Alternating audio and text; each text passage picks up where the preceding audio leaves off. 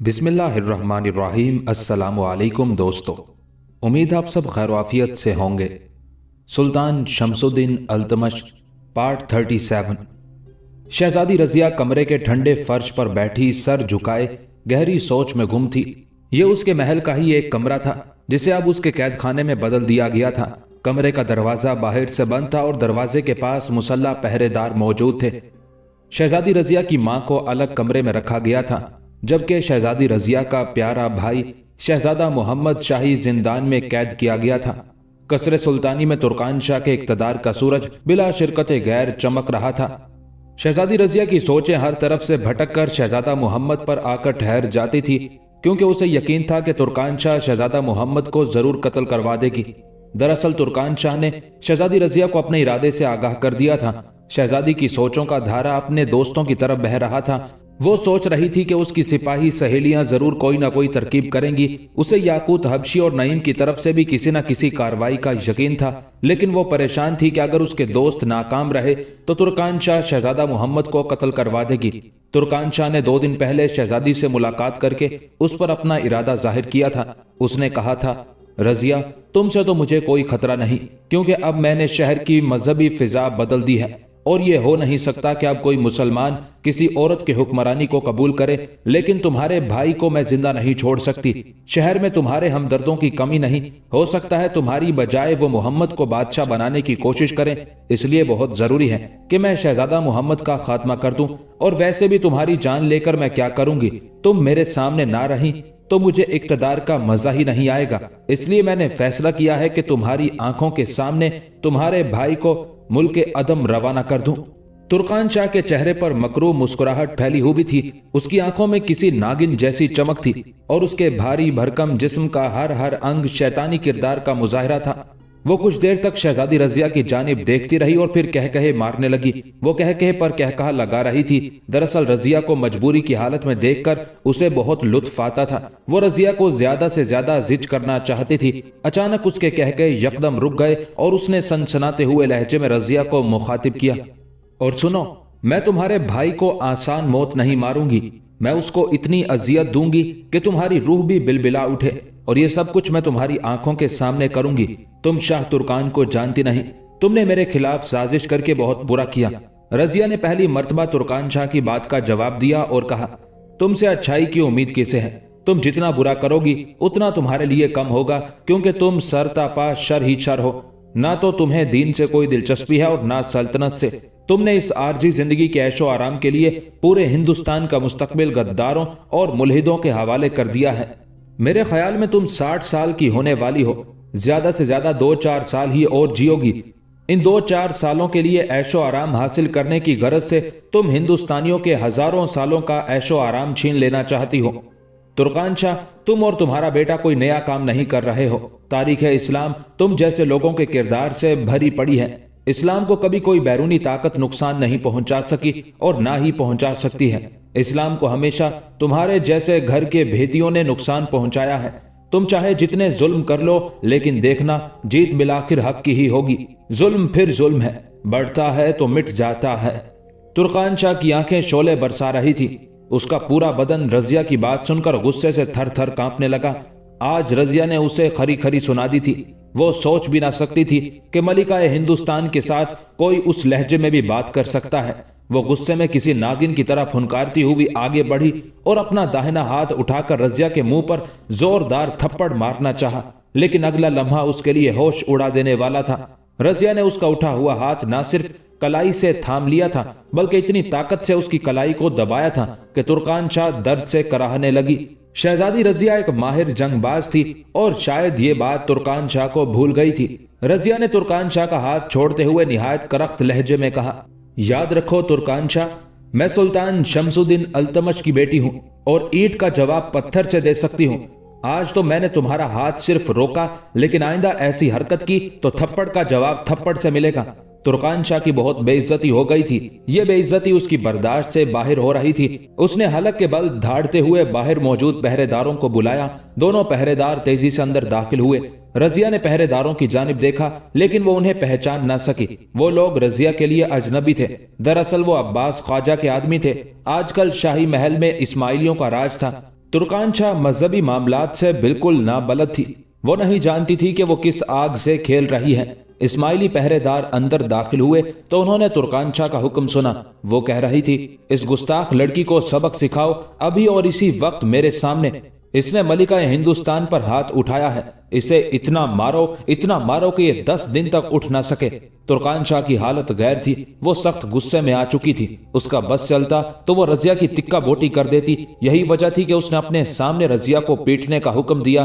دونوں پہرے دار ایک دوسرے کا منہ تکنے لگے۔ کیا سلطان شمس الدین التمش کی بیٹی پر ہاتھ اٹھانا ٹھیک ہوگا؟ وہ اسماعیلیہ فرقے کے لوگ تھے، انہیں ترکان شاہ سے زیادہ اپنے مفادات عزیز تھے، لیکن اب وہ ایک دوراہے پر کھڑے تھے۔ چنانچہ انہوں نے آنکھوں ہی آنکھوں میں فیصلہ کیا کہ وہ ملکہ ہندوستان کے حکم کی تعمیل کریں گے۔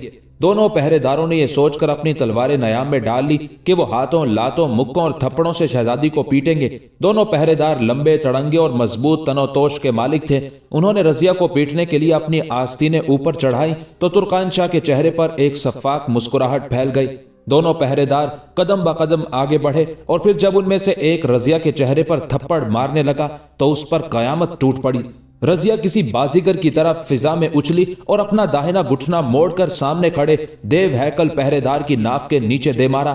رضیہ نے یہ ضرب اتنی زوردار لگائی تھی کہ پہرے دار کو دن میں بھی تارے دکھائی دینے لگے۔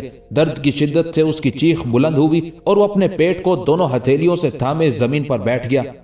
یہ دیکھ کر دوسرے پہرے دار نے فوراً تلوار نکال لی۔ اب اسے یاد آیا کہ شہزادی رضیہ لشکر شمسی کی ایک سالار ہے۔ وہ ایسا تر نوالا نہ تھی کہ کوئی بھی اسے آسانی سے نگل لیتا۔ اس کی انہی صلاحیتوں کو دیکھ کر اس کے باپ نے اسے سلطنت کا ولی عہد مقرر کیا تھا۔ ترکان شاہ پہرے دار کا حال دیکھ کر ایک بار تو ڈر گئی، لیکن جو ہی دوسرے پہرے دار نے شمشیر نکالی، ترکان شاہ نے چیخ کر کہا، مارو اسے، مارو، ہاتھ کاٹ دو اس کے، ہڈیاں توڑ دو اس کی، یہ خود کو سمجھتی کیا ہے؟ دوسرا پہرے دار شمشیر لہرا کر رضیہ کی طرف بڑھا، لیکن اس سے پہلے کہ وہ رضیہ پر کوئی وار کرتا، شہزادی رضیہ نے اپنے سامنے اوندے منہ گرے پہلے پہرے دار کی تلوار نکال لی۔ پہلا پہرے دار شاید بے ہوش ہو چکا تھا اور اب رضیہ کسی شیرنی کی طرح جھپٹ جھپٹ کر اسماعیلی پہرے دار کا مقابلہ کرنے لگی۔ شہزادی رضیہ کی شمشیر زنی کے سامنے ایک معمولی پہرے دار کہاں ٹکنے والا تھا۔ چنانچہ رضیہ نے ایک موقع پر یکدم زمین پر بیٹھتے ہوئے دشمن کی ٹانگوں پر وار کیا، اور پھر کیا تھا، رضیہ کے ایک ہی وار نے پہرے دار کی دونوں ٹانگوں کو پنڈلیوں سے کاٹ دیا۔ وہ کسی شہتیر کی طرح زمین پر گرا اور چیختے ہوئے واویلا کرنے لگا۔ اب ترکان شاہ کو اپنی عاقبت خطرے میں دکھائی دے رہی تھی، چنانچہ اس نے فوراً بھاگ جانے میں عافیت سمجھی۔ ترکان شاہ تیزی سے کمرے کے اکلوتے دروازے کی طرف بڑھی۔ رضیہ نے طے کر لیا تھا کہ وہ ترکان شاہ کا بھی خاتمہ کر دے گی، کیونکہ وہ جانتی تھی کہ ترکان شاہ ہی سلطنت کی سب سے بڑی غدار ہے۔ لیکن رضیہ ترکان شاہ تک نہ پہنچ سکی، کیونکہ آگے بڑھتے ہوئے رضیہ کو اچانک رکنا پڑا۔ دوسرا پہرے دار جس کی ٹانگیں کٹ چکی تھی، اپنے ہاتھوں میں شمشیر تھامے گھٹنوں کے بل اٹھ کر بیٹھ گیا تھا۔ اس کی آنکھوں میں غصے کی آگ بھری ہوئی تھی اور وہ رضیہ کو ہر قیمت پر مار دینا چاہتا تھا۔ ٹانگیں کٹ جانے کے احساس نے اسے کسی درندے کی طرح وحشی کر دیا تھا۔ وہ پاگلوں کی طرح زور زور سے سر ہلاتا، رضیہ کو گندی گندی گالیاں دیتا، اسے لڑنے کی دعوت دے رہا تھا۔ یہی وہ موقع تھا جب ترکان شاہ کمرے سے باہر نکل گئی اور اب کمرے میں ایک مرتبہ پھر تلواریں ٹکرانے کی آوازیں آ رہی تھی، لیکن پہرے دار کا خون بہت ضائع ہو چکا تھا۔ چنانچہ جلد ہی وہ ہمت ہار گیا اور ہلدی کی طرح پیلا چہرہ لیے زمین پر اوندے منہ گر کر مر گیا۔ رضیہ نے مروب ہونے والی نظروں سے اس پہرے دار کی جانب دیکھا اور سوچا کہ بعض لوگ موت کے نزدیک پہنچ کر بھی ہمت سے کام لیتے ہیں، یہ بھی انہی میں سے ایک ہے۔ یہی سوچتے ہوئے رضیہ کمرے سے باہر نکل آئی اور اب اس محل سے فرار ہونا چاہتی تھی۔ وہ جانتی تھی کہ یہاں ہر طرف ترکان شاہ کے ہی لوگ ہیں، لیکن وہ فوری طور پر محل سے نہ نکل سکتی تھی، کیونکہ اس کے بھائی اور ماں کی زندگی خطرے میں تھی۔ اسے یقین تھا کہ اگر آج اس نے اپنی ماں اور بھائی کو نہ نکالا تو ترکان شاہ غصے سے پاگل ہو کر اس کے بھائی اور ماں کو ضرور ختم کر دے گی، اور یہی رضیہ کی سب سے بڑی غلطی تھی۔ اسے سلطنت کی بھلائی کے لیے اپنی ماں اور بھائی کو اپنے خدا کے سپرد کر دینا چاہیے تھا، لیکن اس نے ایسا نہ کیا۔ ترکان شاہ کے سپاہی محل میں دندناتے ہوئے رضیہ کو ڈھونڈنے لگے۔ شام ہونے والی تھی، لیکن ابھی اجالا پوری طرح موجود تھا۔ رضیہ مختلف ستونوں کے پیچھے چھپتی چھپاتی کنیزوں اور خادماؤں کی رہائش گاہوں کی جانب بڑھ رہی تھی۔ اس نے ترکان شاہ کے سپاہیوں کو دیکھ لیا تھا، ہر کوئی مفرور رضیہ کی تلاش میں تھا۔ شہزادی رضیہ کے لیے یہ اس کی زندگی کے سب سے سنسنی خیز اور مشکل لمحات تھے۔ وہ اپنے ہی محل میں اپنے ہی لوگوں کے ہاتھوں قتل ہو جانے کے ڈر سے ستونوں، شاخوں اور محرابوں کی اوٹ لے رہی تھی۔ وہ کسی شکاری بلی کی طرح دشمن کی نظر سے بچتی بچاتی کنیزوں کی رہائش گاہ کے نزدیک آ گئی۔ یہ ایک الگ حصہ تھا جو شاہی محل کی مرکزی عمارت سے جڑا ہوا نہیں تھا۔ وہ مہندی کی باڑوں، درختوں اور گملوں کے عقب میں چھپتی چھپاتی یہاں تک آئی تھی۔ اسے کسی ایسی کنیز کی تلاش تھی جس پر وہ اعتماد کر سکتی ہو۔ یہ تو وہ جانتی تھی کہ اس کی خاص کنیزوں کو ترکان شاہ نے محل سے ہٹا دیا ہوگا، لیکن پھر بھی وہ اس آس پر یہاں آئی تھی کہ شاید اس کی کوئی وفادار خادمہ غلطی سے یہاں رہ گئی ہو تو وہ رضیہ کے کام آ سکتی تھی۔ مان اس کی نظر برآمدے کے محرابی ستونوں کے پیچھے ایک پرانی کنیز پر پڑی۔ یہ سعدیہ تھی، شہزادی رضیہ کی ایک پرانی کنیز۔ رضیہ دل ہی دل میں بے حد خوش ہوئی اور اپنے ہونٹوں سے سرگوشی جیسی کی آواز نکالتے ہوئے سعدیہ کو اپنی طرف متوجہ کرنے لگی۔ سعدیہ کی آوازیں سن کر چونک گئی اور پھر تجسس بھری نگاہوں سے اپنے چاروں طرف دیکھنے لگی، اور پھر یکایک اس کی نظر بھی شہزادی رضیہ پر پڑ گئی۔ شہزادی رضیہ کو اس حال میں دیکھ کر سعدیہ ہکا بکا رہ گئی۔ پہلے تو اس کی سمجھ میں کچھ نہ آیا کہ وہ کیا کرے، لیکن پھر جب اس نے ہوش سنبھالا تو کسی ہرنی کی طرح اچھلی اور تیزی سے شہزادی رضیہ کی طرف بڑھی۔ رضیہ اب ایک ستون کی اوٹ میں تھی۔ سعدیہ اس کے قریب آئی اور کورنش بجا لاتے ہوئے اس کے سامنے کمر تک جھک گئی۔ شہزادی حضور، آپ اور اس حال میں، یہ کیا ہوا؟ ہم نے تو سنا کہ آپ کو کسی اور صوبے کا حاکم بنا کر یہاں سے روانہ کر دیا گیا ہے، لیکن آپ تو… شہزادی حضور… شہزادی رضیہ نے اپنے ہونٹوں پر انگلی رکھ کر سعدیہ کو خاموش رہنے کا اشارہ کیا اور پھر اسے عمارت کی عقبی سمت میں چلنے کے لیے کہا۔ سعدیہ نے خاموشی سے سر ہلایا اور شہزادی کے ہمراہ چل دی۔ عقبی سمت میں ایک قدرے محفوظ مقام پر شہزادی رضیہ نے سعدیہ کو رکنے کے لیے کہا اور پھر اس کے دونوں شانوں پر اپنے دونوں ہاتھ رکھتے ہوئے اس سے کہا، دیکھو سعدیہ، یہ امتحان کی گھڑی ہے۔ میری ماں اور میرا بھائی اسی محل میں قید ہیں۔ میں ابھی کچھ دیر پہلے 2 پہرے داروں کو قتل کر کے اپنے قید خانے سے نکل آئی ہوں، اور اس وقت محل کے کونے کونے میں ترکان شاہ کے سپاہی شکاری کتوں کی طرح میری بو سونگتے پھر رہے ہیں۔ سعدیہ، میں اپنے بھائی اور ماں کو چھڑانا چاہتی ہوں۔ ہو سکتا ہے اس کوشش میں میری جان چلی جائے، اس لیے میں تمہیں ایک بہت ہی اہم کام سونپنا چاہتی ہوں۔ کیا تم محل سے باہر جا سکتی ہو؟ سعدیہ پھٹی پھٹی آنکھوں سے شہزادی کی ہر بات بڑی توجہ کے ساتھ سن رہی تھی۔ اس نے فوراً جواب دیا، کیوں نہیں شہزادی صاحبہ، آپ کے لیے تو میں اپنی جان بھی دے سکتی ہوں۔ اچانک شہزادی رضیہ کو کوئی خیال آیا اور وہ بری طرح چونک گئی۔ وہ دل میں سوچنے لگی کہ کیا سعدیہ پر اعتماد کیا جا سکتا ہے؟ آخر سعدیہ ابھی تک محل میں موجود تھی، کیوں؟ کیا وہ غداروں کے ساتھ مل گئی تھی؟ یہی سوچ کر اس نے سعدیہ سے سوال کیا، لیکن سعدیہ، پہلے مجھے یہ بتاؤ کہ تمہیں میری دوسری وفادار کنیزوں کے ساتھ یہاں سے ہٹایا کیوں نہیں گیا؟ تم ابھی تک یہاں ہو۔ شہزادی حضور، میں اس بارے میں کچھ نہیں جانتی۔ بے شک محل کی باقی پرانی کنیزوں کو یا تو گرفتار کر لیا گیا اور یا محل سے نکال دیا گیا ہے، لیکن میرے ساتھ ایسا کیوں نہیں کیا گیا یہ میں نہیں جانتی۔ مجھے تو ملکہ ترکان شاہ نے مختلف سوالات پوچھنے کے بعد یہیں رہنے کا حکم دیا تھا۔ آپ مجھ پر بھروسہ کیجئے، میں آپ کو دھوکہ نہیں دوں گی۔ شہزادی رضیہ گم کا شکار تھی۔ اس نے محتاط نظروں کے ساتھ چاروں طرف دیکھا اور پھر سرگوشی کے لہجے میں سعدیہ سے کہنے لگی، ٹھیک ہے، میں تم پر اعتماد کرتی ہوں، کیونکہ اس کے سوا میرے پاس اور کوئی چارہ بھی تو نہیں۔ تم وزیر اعظم نظام الملک جنیدی کے بھائی امیر سیف الملک کے گھر چلی جاؤ۔ تم جانتی ہو وہ کون ہے؟ جی شہزادی صاحبہ، وہ رئیسہ سلمہ کے والد ہیں اور عمائدین سلطنت میں سے ہیں۔ بہت خوب، وہ سلطنت کے وفادار ہیں، لیکن ان کا بھائی نظام الملک جنیدی ترکان شاہ کا وزیر اعظم ہے۔ یہ دھیان رہے کہ کسی کو کانوں کان خبر بھی نہ ہو۔ تم بزرگ سیف الملک سے جا کر ملو، وہ تمہیں کسی نہ کسی طرح سلمہ تک پہنچا دیں گے، اور اگر تم سلمہ تک نہ بھی پہنچ سکو تو بھی خیر ہے۔ تم سلمہ کے والد سیف الملک کو تمام حالات بتا کر ان سے درخواست کرو کہ وہ میری طرف سے بدایون، لاہور، ملتان، لکھنوتی، ہانسی اور مالوہ کے حاکموں کو سفارتیں بھیجے۔ سلطنت کا قلب سخت خطرے میں ہے۔ ان تمام صوبے داروں کو اپنی فوجوں سمیت دلی پہنچنے کا حکم دے۔ یہ تمام کام سیف الملک سنبھال لیں گے۔ تم میری یہ انگوٹھی نشانی کے طور پر ان کو دکھا دینا۔ شہزادی رضیہ نے اپنی چھوٹی انگلی سے قیمتی انگوٹھی نکال کر سعدیہ کو تھما دی اور پھر کہا، کام ہو جانے کے بعد یہ انگوٹھی تم خود رکھ لینا، یہ تمہارا انعام ہے۔ نہیں شہزادی حضور، مجھے انعام نہیں چاہیے، میں سچے دل سے بے لوث ہو کر یہ فرض نبھانا چاہتی ہوں۔ انعام سے انکار مت کرو سعدیہ، یہ تمہارا حق ہے۔ تو کیا تمہیں میرا پیغام اچھی طرح سے یاد ہے؟ جی ہاں شہزادی حضور، آپ نے فرمایا کہ میں رئیسہ سلمہ کے والد سیف الملک سے ملوں اور انہیں آپ کا یہ پیغام دوں کہ بदायूं लाहौर मुल्तान हासिल लखनौती और मालवा के हाकिमों को दिल्ली में जमा होने का संदेश भेजें क्योंकि सल्तनत का कल्ब सख्त खतरे में है। शाबाश, तुम्हारा हाफिजा बहुत अच्छा है। अब मैं मुतमईन हूं कि बहुत जल्द खतरे के बादल छट जाएंगे। मैं यहाँ से निकल तो जाती लेकिन मुझे यकीन है कि तुर्कानशाह शहजादा मोहम्मद और मेरी माँ को शहीद कर देगी, इसलिए मैं उन्हें छुड़ाए बगैर यहाँ से नहीं जा सकती। सादिया बेहद हैरान थी कि आखिर एक अकेली शहजादी इतने ज्यादा सिपाहियों से कैसे निपटेगी, वो क्यों कर अपने भाई और माँ को छुड़ा पाएगी। यही सोचकर उसने शहजादी से सवाल किया, शहजादी हुजूर, आप तने तनहा इतना खतरनाक काम कैसे अंजाम देंगी? आपको कुछ हो गया तो? मुझे कुछ नहीं होगा। तुम जानती हो हर मर्ज की दवा सोने की अशरफियां हैं। मैं कोशिश करूंगी कि दौलत से किसी को खरीद लूं। दौलत? लेकिन आपके पास तो कुछ नहीं। ठहरिए, मैं आपको अपने जेवर और रकम ला कर देती हूँ। नहीं, तुम इस बात को रहने दो, मेरे पास किसी चीज की कमी नहीं। तुम बस अपने काम पर तवज्जो दो। अच्छा, मैं चलती हूँ। इतना कहकर शहजादी वापस जाने के लिए मुड़ी, लेकिन अचानक उसे ठिठक कर रुक जाना पड़ा।